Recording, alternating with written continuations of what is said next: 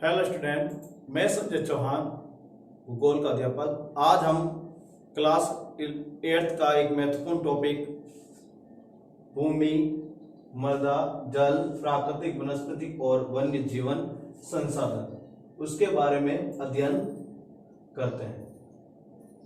देखो बच्चों, हमने जो पिछला वीडियो था उसके अंदर हमने भूस्खलन जो टॉपिक था उसके बारे में अध्ययन किया, जिसमें हमने देखा कि भूस्खलन क्या है और भूस्खलन होने के कारक कौन से हैं, कारण कौन से हैं, भूस्खलन से होने वाले प्रभाव कौन से हैं और भूस्खलन के प्रभाव को कैसे रोका जा सकता है। उन सब के बारे में हमने विश्लेषण के साथ जानकारी प्राप्त की थी।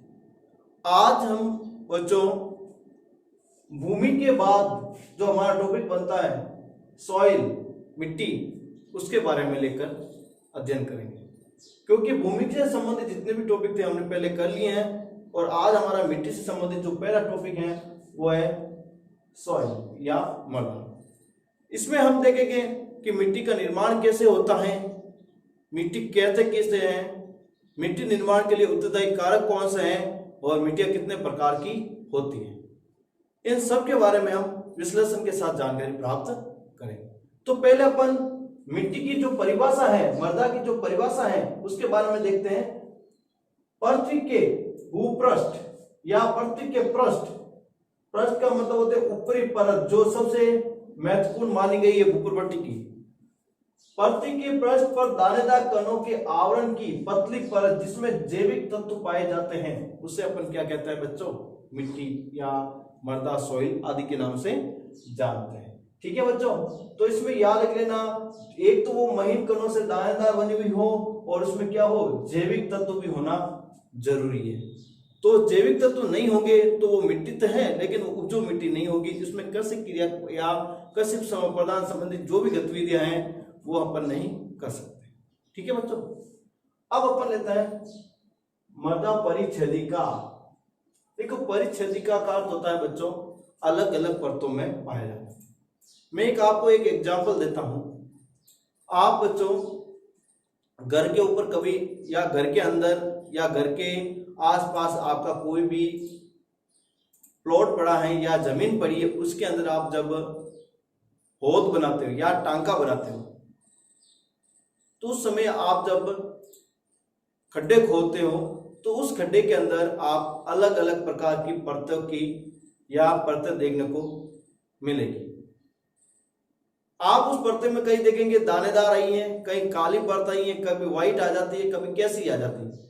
तो आप अंदाज लगा सकते हो यदि बच्चों अपन 20 से 10-15 फीट के अंदर भी इतनी परतें आ सकती हैं तो पृथ्वी के आंतरिक भागों में कितनी परतें ऐसी हो सकती हैं।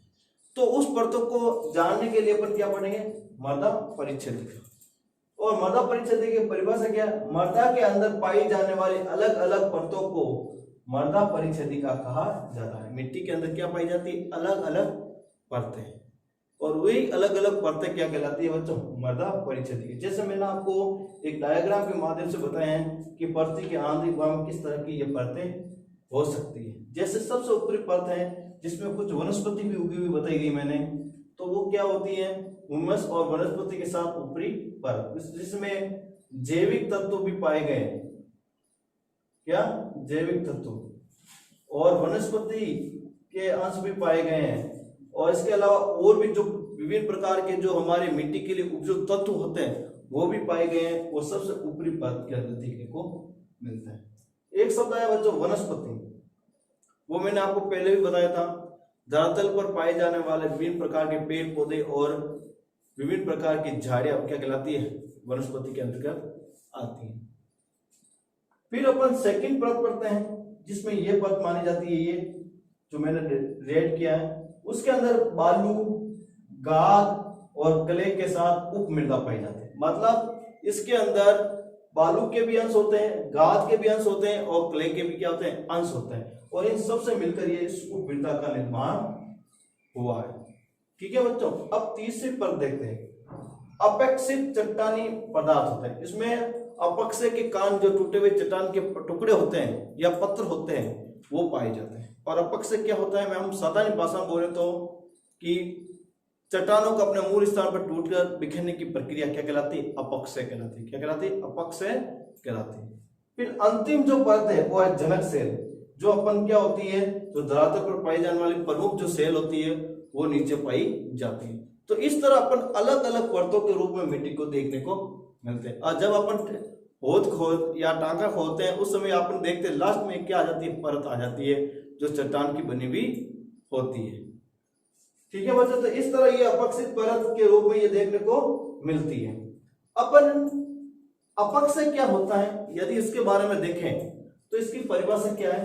सेलों का अपने मूल स्थान पर तापमान परिवर्तन, जैसे कभी आती सर्दी, कभी गर्मी, कभी वर्षा, परिवर्तन और तुषार क्रिया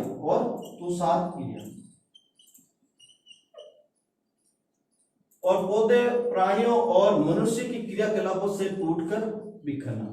जो सेल पर्यावरणीय कारक और मानवीय कारक और जैविक या जीवों से संबंधित जो भी कारक है उनके कारण जब चट्टानें टूटकर बिखर जाती हैं अपने मूल स्थान पर ही, तो उसे हम क्या कहते हैं? अपक्षय कहते हैं। देखो कैसे होता है वो देखिए।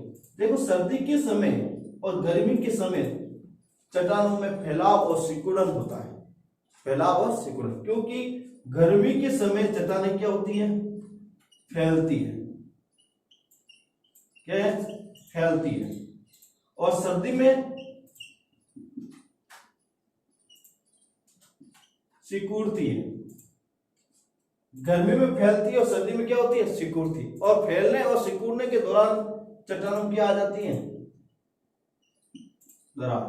चट्टानों की आ जाती है दरार। अब दरार आ गई।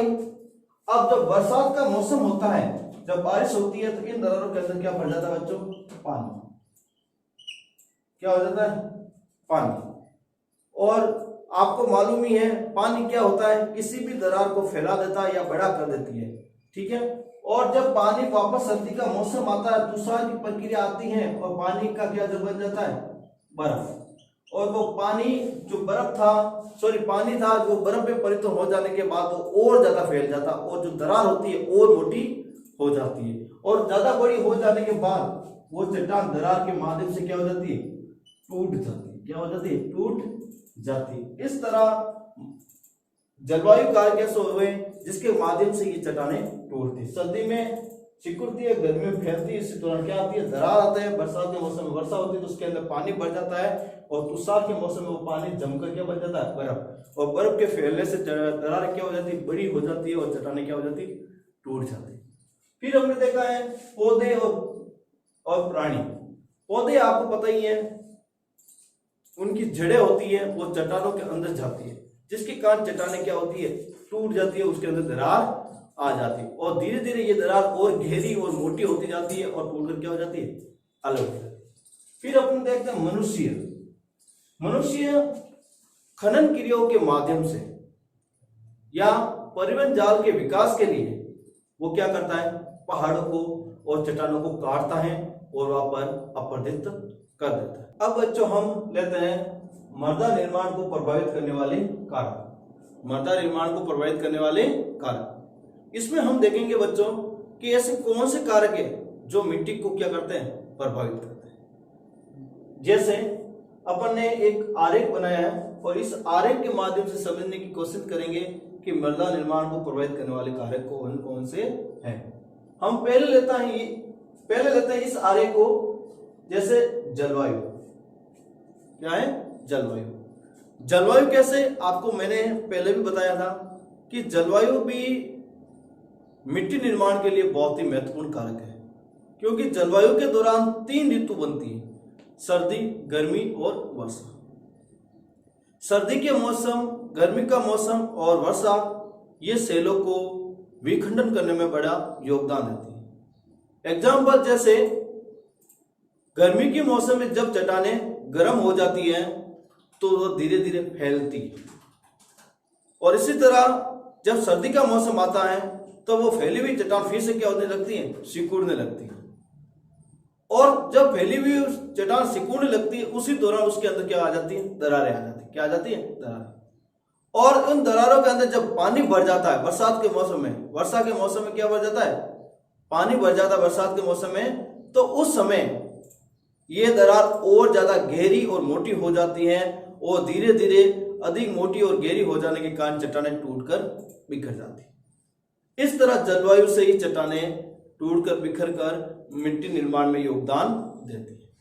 और यदि अपन जलवायु की परिभाषा पूछी जाए कि जलवायु की परिभाषा क्या है, तो सीधी सी परिभाषा है किसी भी क्षेत्र में लंबे समय तक, किसी भी क्षेत्र में लंबे समय तक वायुमंडलीय दशाओं में होने वाला परिवर्तन, किसी भी क्षेत्र में लंबे समय तक वायुमंडलीय दशा में होने वाला परिवर्तन क्या कहलाता है, जलवायु।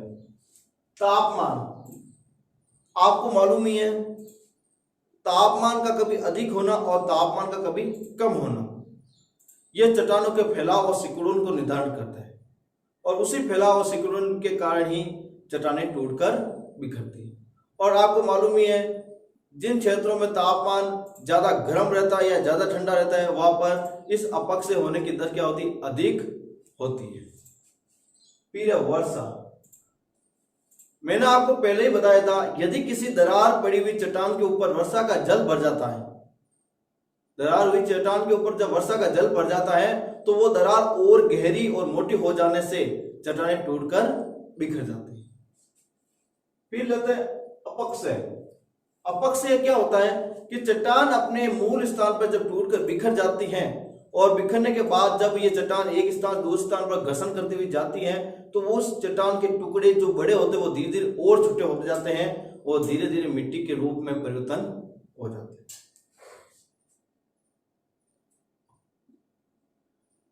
जैविक तत्व या हुम्यूस निर्माण, आपको मालूम ही है कि विभिन्न प्रकार की वनस्पति की पत्तियां और जीवों के शेड ये सभी क्या होते हैं, जैविक तत्व निर्माण करने में बड़े योगदान देते हैं, आदि की दर को प्रभावित करता है। और ये सारे के सारे जो तत्व होते हैं वो मिट्टी निर्माण के लिए क्या होता है, उत्तरदायी होते हैं। और यदि इनमें से कोई कारक नहीं होता है तो मिट्टी निर्माण की प्रक्रिया को क्या कर देता है, प्रभावित कर देता है। अब दूसरे कारक को लेते हैं जनक सेल, जिसे अपन कहते हैं प्रमुख सेल। जिस क्षेत्र में जिस प्रकार की सेल पाई जाएगी उस क्षेत्र में उसी प्रकार की मिट्टी पाई जाती है। जैसे दक्कन के पठार के अंदर आग्नेय सेल पाए जाने के कारण काली मिट्टी पाई जाती है। छोटे नागपुर के पठार की साइड वहां पर लाल और पीली मिट्टी चट्टाने के रंग होने के कारण लाल और पीले रंग की पाई जाती है। और अलग अलग क्षेत्रों में जिस प्रकार की चट्टानें होगी उसी प्रकार की क्या होगी, मिट्टी होगी, क्योंकि किसी भी मिट्टी को बनने में उस जनक सेल का बड़ा क्या होता है, योगदान होता है। रंग, आपने देखा होगा कि सभी प्रकार की मिट्टी का जो रंग है वो एक समान नहीं होता है। किसी मिट्टी का रंग काला होता है, किसका रंग धूसर होता है, किसी का रंग लाल होता है, किसी का पीला होता है। तो इसका मतलब ये हुआ कि सभी प्रकार की जो मिट्टियां हैं वो जनक सेल के आधार पर क्या रंग भी क्या होता है, अलग अलग होता है।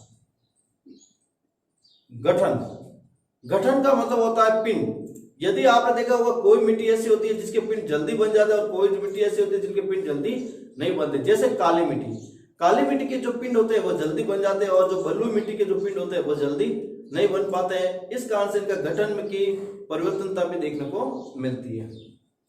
रासायनिक गुणधर्म, कौन सा, रासायनिक गुणधर्म। आपने देखा होगा प्रत्येक मिट्टी का जो रासायनिक तत्व है और रासायनिक गुणधर्म है वो सब क्या है, अलग अलग पाए जाते हैं। किसी में कैल्शियम की पदार्थ अधिक है, किसी में कम, किसी में नाइट्रोजन की पदार्थ अधिक है, किसी में अपन के मैग्नीशियम की पदार्थ अधिक है, किसी में सोडियम पदार्थ की अधिक है, किसी में क्लोरीन की पदार्थ अधिक है। इसका मतलब यह हुआ कि आपने सभी प्रकार की जो मिट्टियां हैं उसमें सभी प्रकार के जो तत्व हैं वो एक समान नहीं है।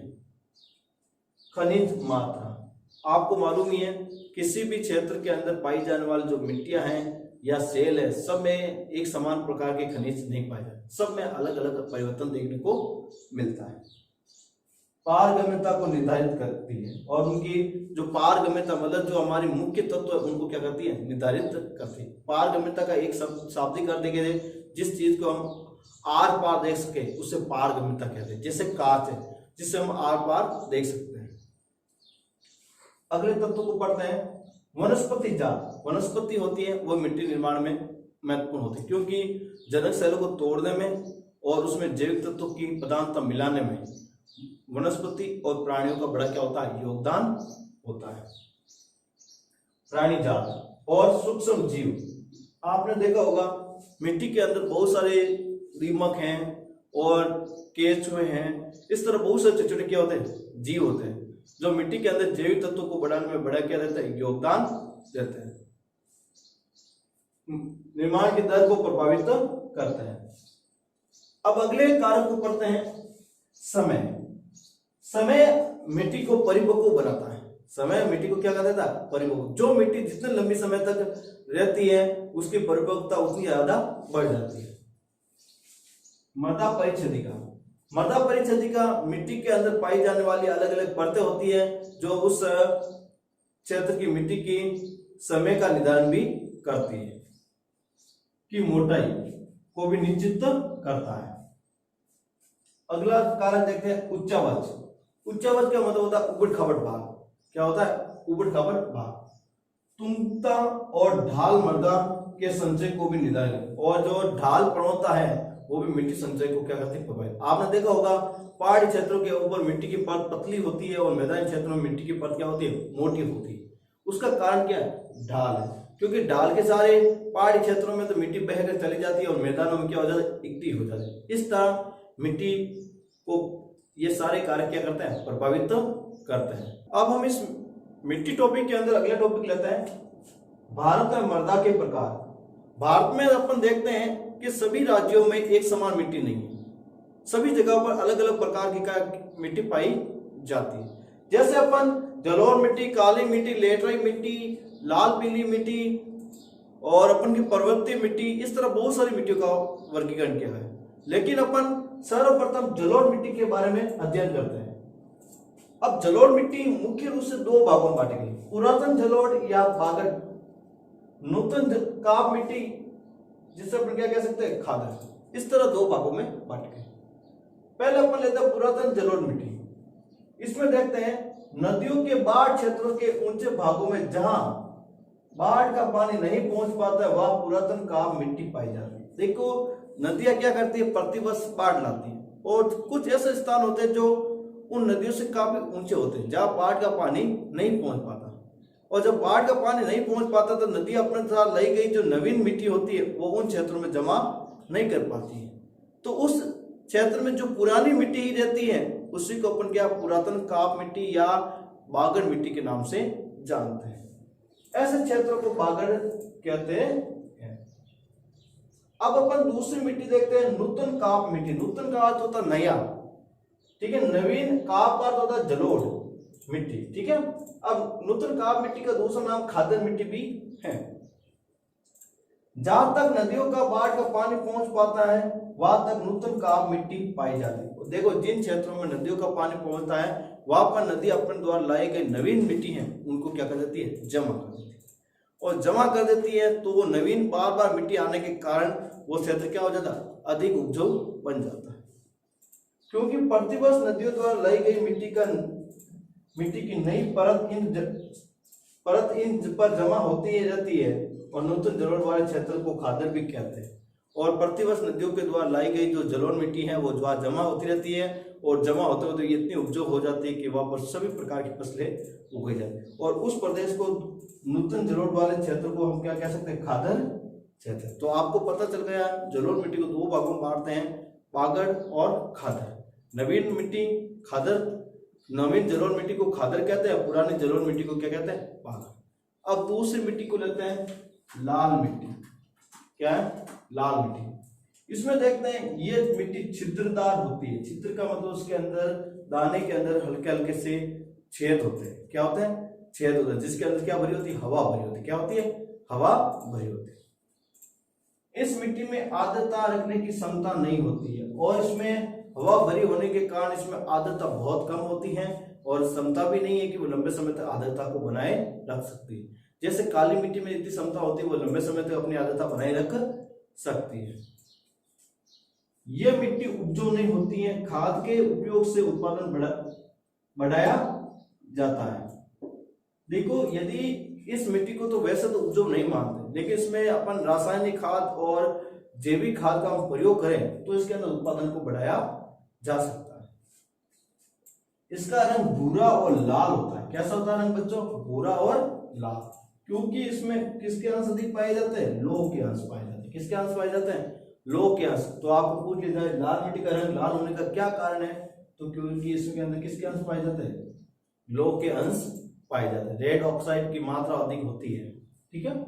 इस मिट्टी में नाइट्रोजन, फास्फोरस और जीवांश तत्वों की क्या होती है? कमी होती है। इसमें ना तो पूर्ण रूप से नाइट्रोजन हो है, ना फास्फोरस है और ना ही जीवाश्म तत्व है। इन सब तत्वों की कमी होने के कारण यह मिट्टी क्या होती है? उपजाऊ कम होती है।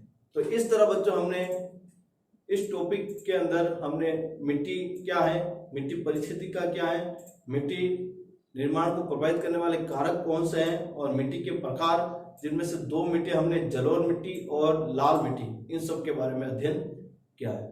अब नेक्स्ट वीडियो के अंदर अपन जो और जो मिट्टियों के जो प्रकार है और मिट्टियों के जो प्रकार हैं उनके बारे में अध्ययन करेंगे। धन्यवाद।